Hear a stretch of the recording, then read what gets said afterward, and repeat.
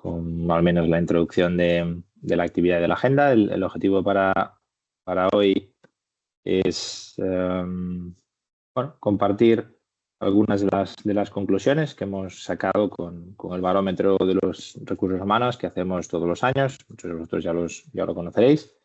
Es una actividad que hacemos con varios objetivos. Por un lado, capturar las tendencias y las preocupaciones principales dentro de la función de los recursos humanos en las compañías, con el objetivo principal de pues mostrar si vamos o no por el camino adecuado, entender también qué cosas están haciendo y, por qué no, también reflexionar un poco sobre si el camino que llevamos y dónde estamos colocando el peso pues tiene sentido o no, o si vamos por el camino adecuado.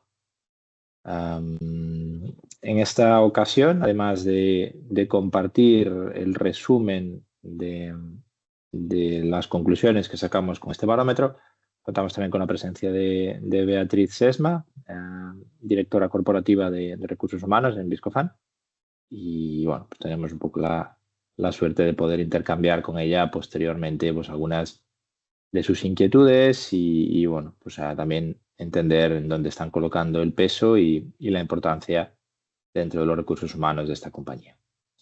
En cuanto a la agenda, los primeros minutos, el objetivo es compartir, como os comentaba, pues estas conclusiones, hacer un resumen rápido de este barómetro, que por cierto, a lo largo de esta semana compartiremos también en nuestra web. Tenemos un report bastante extenso con todas las cuestiones que se han realizado y algunos de los análisis que surgen a partir de estas conclusiones, y creo que a lo largo de esta semana podréis tenerlo también disponible. Lo que tenemos hoy aquí es una primera primicia de conclusiones, pero bueno, que es el resumen, el detalle del report lo podréis encontrar también en la web. Y como os decía, pues 20 minutos más tarde desde ahora, pues la idea es intercambiar aquí algunas impresiones junto con Bea, con hilo conductor obviamente relacionado con algunas de estas inquietudes que veremos a lo largo de esta introducción. Entonces, entrando un poco en harina, dentro de lo que es el barómetro, una de las cosas que solemos preguntar es el nivel de motivación, cómo evolucionan nuestros equipos, nuestras compañías y bueno, lo que vemos aquí son las tendencias de los últimos años, de los últimos 4 años. Vemos que en general el nivel de motivación pues tiene cierto diente de sierra, pero la tendencia no parece ya muy buena. Cualquiera que sean los motivos, parece que nuestros colectivos de trabajadores, pues ya sea empujados por la presión de la inflación, la sensación de la pérdida de poder adquisitivo, digamos que bueno, toda clase de transformaciones, eficiencias o lo que quiera que sea, pues están desencadenando en que las personas empiecen a sentirse cada vez un poco más desencantados o al menos menos motivados con las organizaciones. Tanto, bueno, una de las primeras notas aquí a tener en cuenta es que la tendencia no parece así muy buena y parte de las cosas que hagamos en recursos humanos tienen también que ver con nuestra capacidad de motivar, ilusionar con lo que hacemos, vender mejor lo que hacemos y ser capaces de sacar lo mejor de las personas. Por tanto, esto es una primera nota de atención.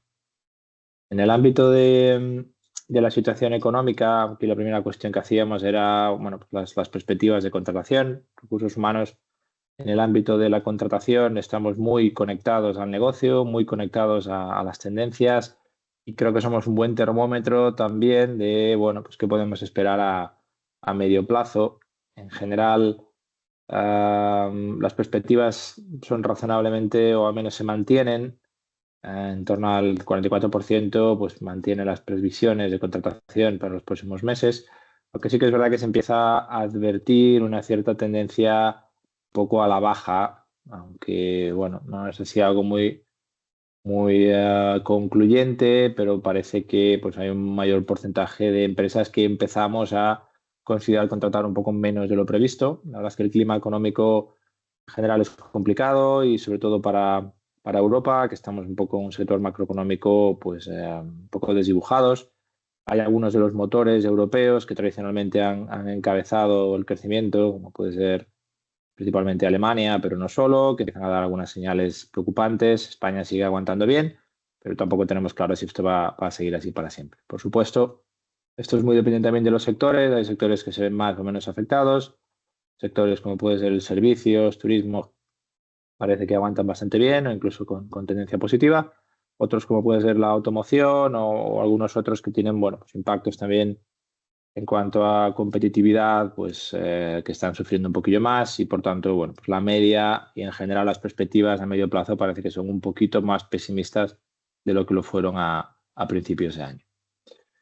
Una de las preguntas que nos gusta hacer también tiene que ver con el posicionamiento de recursos humanos en cuanto a la importancia estratégica que tiene la función.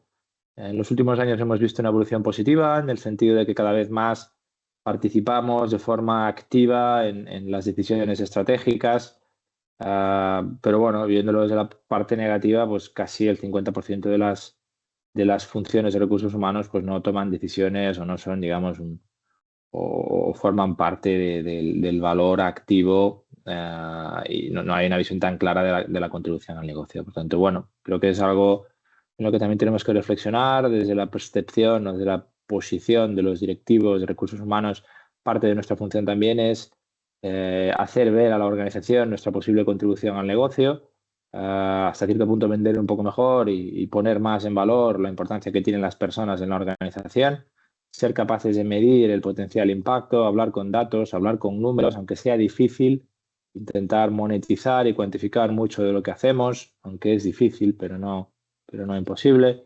Y también intentar hasta cierto punto salirnos un poco de esa función muy centrada en tareas operativas, que como digo, la tendencia es muy positiva, mucho, pero bueno, seguimos ahí con algún porcentaje significativo de funciones que seguimos pues muy soterradas en la administración de personal y en las tareas administrativas propias del área, que muchas veces por el hecho de ser repetitivas, pues acaban por ser zona de confort, nos llenan de trabajo y a veces nos impiden hacer otro tipo de tareas que añadan más valor a la organización. En las cuestiones relacionadas con cuáles son los mayores desafíos dentro del mercado laboral, aquí hemos resaltado las dos más importantes. La primera tiene que ver con la escasez de talento cualificado. Creo que es un tema real, un tema trascendente. Cada vez tenemos menos personas cualificadas, nos cuesta más encontrarlas. También es verdad que las nuevas generaciones piensan distinto y, por tanto, además de tener cada vez menos talento cualificado, también las expectativas también han cambiado mucho. Y por otro lado, tenemos también digamos, el proceso de transformación tecnológica y, bueno, pues esto se prevé que haya una cierta disrupción en los próximos años y las personas que tenemos probablemente sean las mismas o muchas de ellas van a continuar. Por tanto, tenemos que ver cómo conciliamos la evolución que probablemente la tecnología tenga en el negocio y cómo somos capaces de hacer que nuestras personas realmente adquieran ese tipo de capacidades necesarias y requeridas dentro de este cambio que las empresas estamos sufriendo.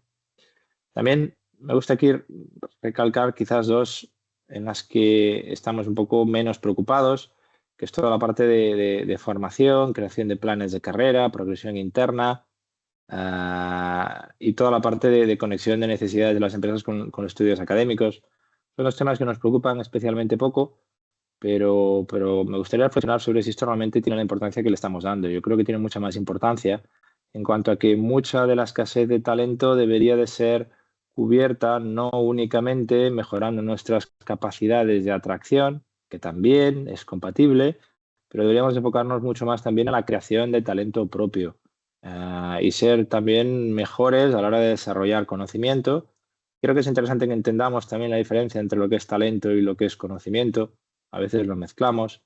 Y muchas veces lo que estamos buscando realmente no es tanto talento, es conocimiento. Buscamos gente fuera que nos resuelva la papeleta mañana. Y es así, es normal, vivimos en este mundo, pero creo que también es importante entender que hay una parte del talento que está dentro, que no es únicamente conocimiento, que normalmente pues, viene más en las personas jóvenes y nuestra capacidad como compañía de identificar ese talento innato, no únicamente conocimiento, y nuestra capacidad para desarrollar conocimiento a través de ese talento que podamos encontrar fuera realmente nos puede dar un océano azul. El ir a buscar cosas fuera, en el fondo, es un océano rojo. Ahí estamos peleando una batalla complicada. Por tanto, creo que la importancia que le damos a toda la componente de formación es algo en lo que creo que deberíamos de reflexionar. Y no solo tanto la formación, sino sobre todo la parte de la capacitación y el desarrollo de conocimiento y de talento interno.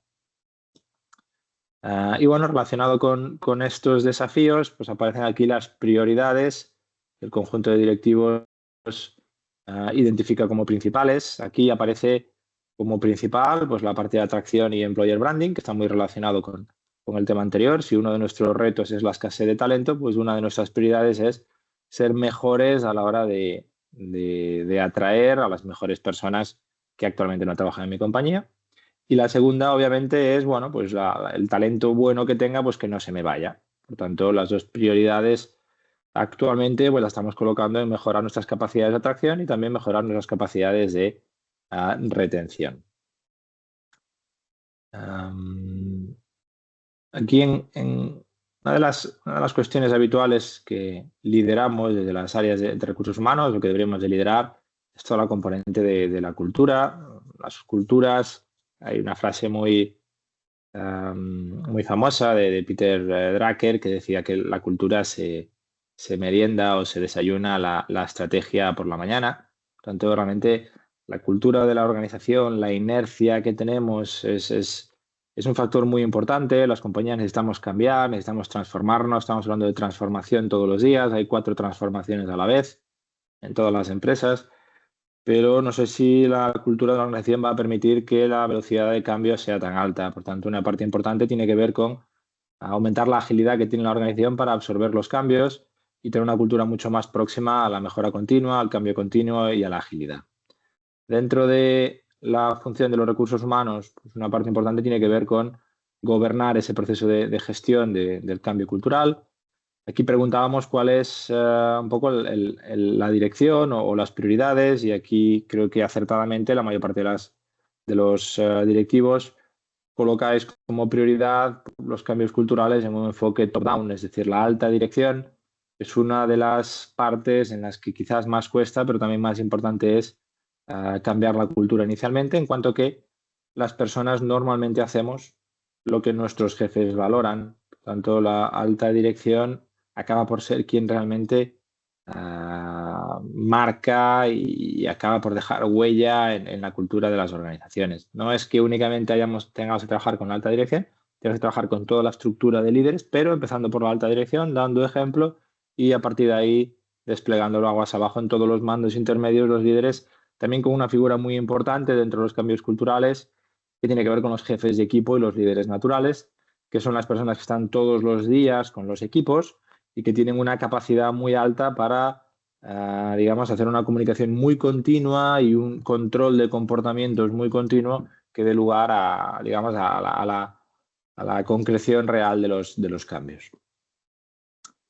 Aquí entramos un poco pues, en este concepto que antes hablábamos, que es una de las prioridades, según refleja este barómetro, que tiene que ver con el concepto de employer branding. Esto es un tema cada vez más relevante en las compañías, es un tema positivo. Creo que ya muchas empresas nos hemos dado cuenta que no solo nos tenemos que dirigir al mercado de clientes y ser atractivos para nuestros clientes, tenemos también que dirigirnos al mercado laboral y ser también atractivos en el mercado laboral. Y bueno, a esta cuestión lo que nos dice es que cerca de más o menos un 50% de las empresas pues tenemos ya una estrategia clara, invertimos de forma clara y tenemos un posicionamiento claro dentro del ámbito del employer branding. Esto es mostrarnos y ser atractivos para nuestros futuros trabajadores, y cerca de un 46% pues sí le damos cierta atención, pero aún no estamos trabajándolo de forma estructurada o intensiva. Entrando en el ámbito de las actualizaciones salariales, esto es una pregunta interesante. Esto también nos ayuda a entender si nuestros ratios de incrementos salariales pues van más o menos acordes al resto, al sector o a los diferentes sectores de la economía. Lo que vemos aquí es que mayoritariamente se prevé que las compañías sigamos haciendo aumentos de salario significativos, entre el 2,5 y el 5%, lo cual nos sitúa un poquito por encima probablemente de la inflación. Por tanto, pese a la percepción generalizada de la pérdida de poder adquisitivo, las empresas en general seguimos incrementando salarios normalmente igual o por encima de IPC. Es verdad que ya nadie plantea subidas superiores al 5%, queda para otras épocas. Y bueno, pues hay un pequeño colectivo que no tienen previstos o que los incrementos serán inferiores al 2,5, pero bueno, lo que se ve aquí es que en general la competitividad en cuanto a salarios de las empresas españolas pues sigue siendo relativamente alto. Y esto es, de hecho, la siguiente cuestión que colocábamos aquí. ¿Hasta qué punto somos competitivos a nivel salarial? Lo que vemos aquí es que cerca de la mitad de las compañías nos consideramos competitivos, lo cual es un valor bastante alto, o al menos parcialmente competitivos, y cerca de un 25% nos situamos por debajo. Es verdad que España no es el país en el que tenemos una sensibilidad más grande por los pequeños cambios salariales, pero obviamente es un factor crítico y por tanto pues es importante que las compañías tengamos siempre el termómetro puesto en cómo de competitivos somos, porque es verdad que esto nos permite o nos puede debilitar en nuestras estrategias de captación de personas y de talento. Y relativo a esto, hay una cuestión bastante interesante en la que creo que tiene sentido pararnos un poco, que es en este concepto de salario emocional. ¿A qué se ha venido llamando salario emocional? Pues son todo este conjunto de beneficios o actividades que las compañías podemos hacer, que no es realmente un salario líquido real, pero que pueden tener un efecto similar al que tienen los salarios, entendiendo realmente el valor que tiene el salario. Yo creo que es claro para todos que los salarios o un salario alto no es exactamente el factor que más influye en la motivación de las personas, pero sí es un factor que influye mucho a la hora de captar y también es una barrera de salida. Por tanto, el tema del salario monetario pues tiene un aspecto muy relevante a la hora de contratar o a la hora de retener, no tanto a la hora de motivar. En el ámbito del salario emocional hay algunas actividades que tienen más peso desde la perspectiva de atracción, hay algunas que tienen más peso desde la perspectiva de retención y puede haber también algunas que tengan más peso desde la perspectiva de motivación, que la motivación es un aspecto fundamental también a la hora de retener. Por tener una empresa con personas muy motivadas, esto normalmente no nos permite tener mejor atracción de talento, pero sí que nos aumenta mucho la retención de talento. Creo que es interesante también entender cuánto vale esto, es decir, vale, podemos tener un salario emocional muy alto, pero esto cuánto pesa de verdad a la hora de, bueno, pues intentar monetizar. Antes hablábamos de que una de las cosas importantes en el ámbito de recursos humanos debería ser hablar mejor con datos y tratar de monetizar algunas de estas actividades. Creo que nos puede ayudar también a convencer mejor al resto de las funciones y de las personas de los comités de dirección. Aquí nuestra experiencia es que el salario emocional depende mucho del nivel salarial previo y de la posición. Personas que trabajan más cercanas al salario mínimo, digamos que el peso que le dan al salario emocional es un poco más bajo, el salario líquido tiene mucho más peso. Por tanto, el salario emocional, pues ahí puede pesar un 5, un 6, un 7, 8%, algo del estilo. En salarios medios o altos, el peso del salario emocional en la decisión a la hora de aceptar un trabajo o de no aceptar un trabajo para retener, pues puede tener un peso de un 10, un 15 o hasta un 20%. Esto es, si somos capaces de tener un buen salario emocional, una persona que gana 30.000 euros pues puede tener un salario en su cabeza que igual son de 35 o de 36.000 euros. Esto quiere decir que una empresa externa que le ofrezca 35.000 euros pues no le va a ser atractivo, porque además de los 30.000 euros que gana está valorando un 10 o un 15% más algunos de los elementos que aquí colocamos. ¿Cuáles son los elementos en los que las empresas estamos apostando más? Pues toda la parte de flexibilidad de horario y lugar de trabajo. La realidad es que es una de las cosas que a nivel de salario emocional más pesa. Entendido este salario emocional, sobre todo desde la perspectiva de captación o retención. No es tanto esto lo que afecta a la motivación, pero sí que es un aspecto emocional muy parecido al salario monetario. Es decir, tiene un efecto significativo a la hora de captar y a la hora de retener. Hay aquí algunas otras cosas a las que nosotros damos mucha importancia, que es, por ejemplo, pues la parte de reconocimiento, valoración activa de los empleados, liderazgo cercano y accesible. En este caso es un salario emocional que no va tan dirigido a la captación, va un poco más dirigido a la motivación. Las personas nos motivamos en parte por el sentimiento que tenemos de ser importantes en la compañía, el concepto del valor del reconocimiento tiene un aspecto, un impacto elevadísimo en cuanto a la motivación percibida por los trabajadores. Nos encanta que las empresas cuenten con nosotros, sentirnos valorados, y esto es algo en lo que quizás prestamos menos atención. Es verdad que tiene un impacto menor a la hora de captar, pero sí que tiene un impacto muy elevado a la hora de retener. Por tanto, bueno, un poco lo que vemos aquí en este gráfico es que dentro de las actividades relacionadas con el salario emocional, pues la parte de flexibilidad parece que es una de las líneas principales en las que las compañías estamos apostando. Y va un poco de la mano con la preocupación que mostraban las cuestiones anteriores en cuanto a que parte de las prioridades van en el sentido de la atracción de talento y por tanto pues es por ahí que estamos yendo en esta dirección. Una de las cosas que también contribuye a este salario emocional y también al employer branding, a la marca que tenemos para nuestros futuros trabajadores, pues tiene que ver los temas de ESG o de sostenibilidad, en el sentido de que cada vez más las personas y sobre todo las personas jóvenes pues quieren trabajar en empresas con las que se sientan identificados, que sean empresas responsables, y que bueno, pues que de alguna forma pues les transmitan confianza y de las cuales se sientan orgullosos. Y esto es lo que aparentemente refleja pues esta cuestión dentro del barómetro, en el sentido de que pues, cerca del 75% de los encuestados pues efectivamente admiten que pues, el posicionamiento del ESG pues, puede ser un factor.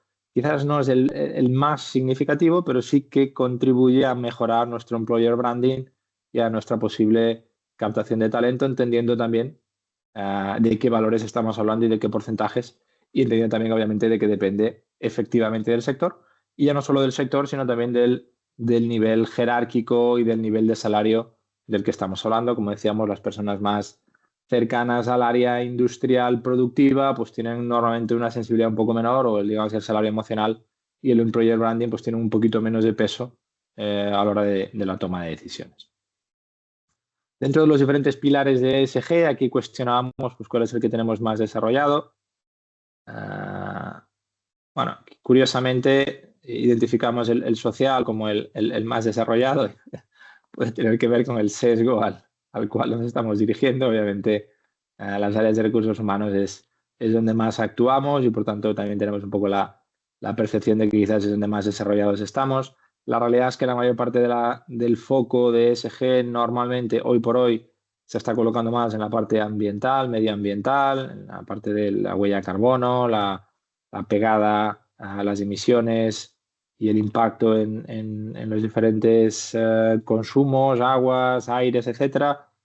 Pero sí que es verdad que sin darle quizás la importancia que tiene el aspecto social, sí es verdad que lo tenemos muy desarrollado y creo que en España podemos estar orgullosos, creo que somos un ejemplo de integración, de transparencia y por tanto, bueno, hasta cierto punto creo que es real el hecho de que quizás el aspecto social es el que realmente más desarrollado lo tendremos, aunque quizás no le estemos dando la relevancia que tiene o a veces la importancia que tiene.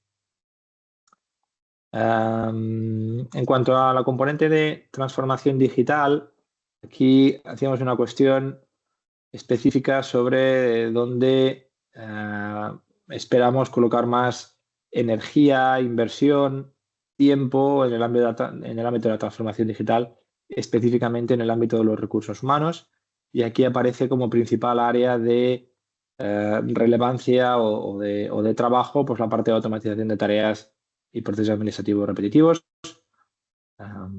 No puedo estar más de acuerdo con esto. Creo que en el ámbito de recursos humanos, ya antes lo comentábamos, tenemos un montón de tareas administrativas que muchas de las veces absorben mucho tiempo, muchos recursos y que nos impiden hacer otras tareas de más valor añadido, como es precisamente mejorar nuestros procesos de desarrollo, de formación, de captación, de onboarding, de selección o de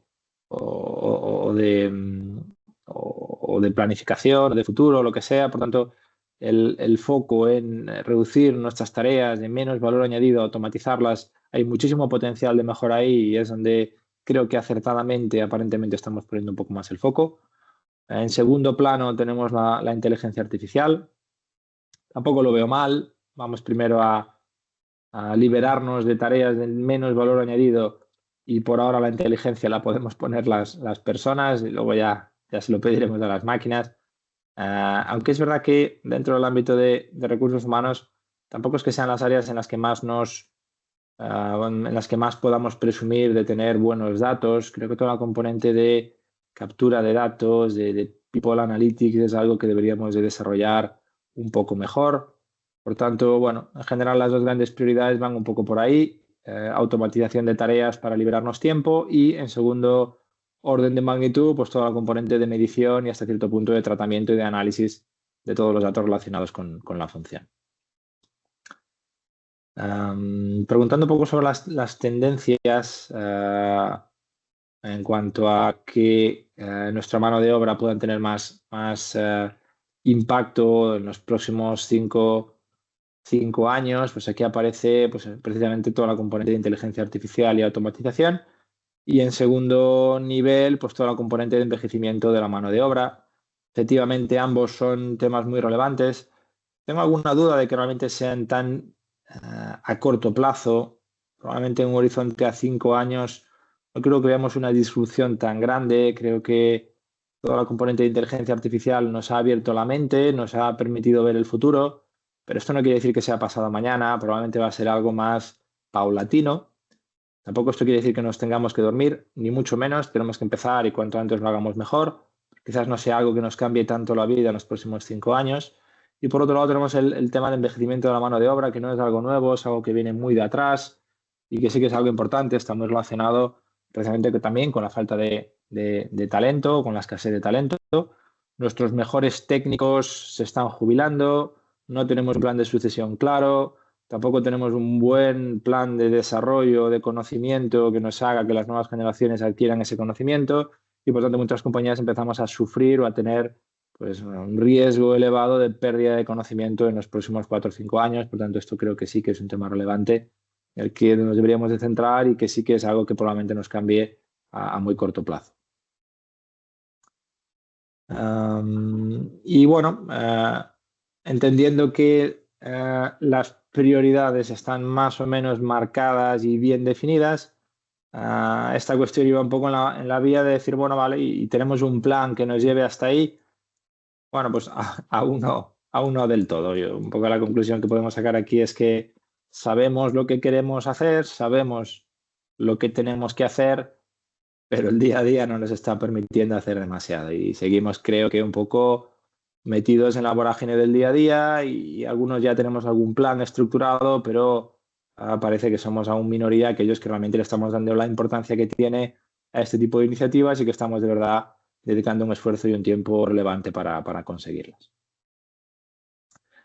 Y por último, colocamos aquí una cuestión un poco más de actualidad o más conectada con la actualidad, que tiene que ver con, bueno, pues cuál es la opinión de los directivos de recursos humanos alrededor de pues, la posible iniciativa de implantación de una jornada laboral de 4 días o al menos inicialmente, aparentemente, pues la reducción de 2,5 horas semanales.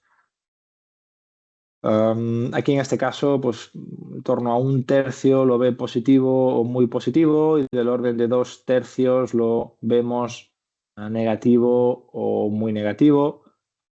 Realmente el tema de reducir horas de trabajo tiene que ver un poco con esto que hablábamos antes del salario emocional. El salario en general no es algo que motive, es algo que atrae o que retiene.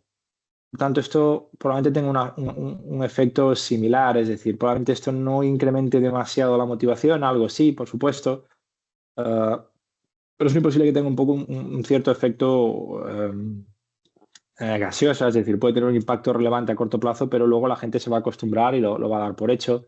Yo no le pondría tanto un factor motivacional a esto, sino un tema pues, de salario emocional. ¿Cuál es el problema? Si realmente esto es generalizado y es para toda la sociedad, no nos vamos a poder diferenciar ahí. Es decir, si realmente una empresa lo hace y esto le permite diferenciarse en el mercado laboral, creo que tiene todo el sentido. Creo que puede ser un factor de salario emocional muy significativo. Si esto es igual para todos, entonces perdemos ese factor competitivo. Por tanto, realmente dejaríamos de usarlo como un factor positivo entre nosotros y ya directamente lo que haríamos sería vernos más a nivel de país. Esto es, básicamente lo que estaríamos es cambiando nuestro terreno de juego en relación a otros países de nuestro entorno.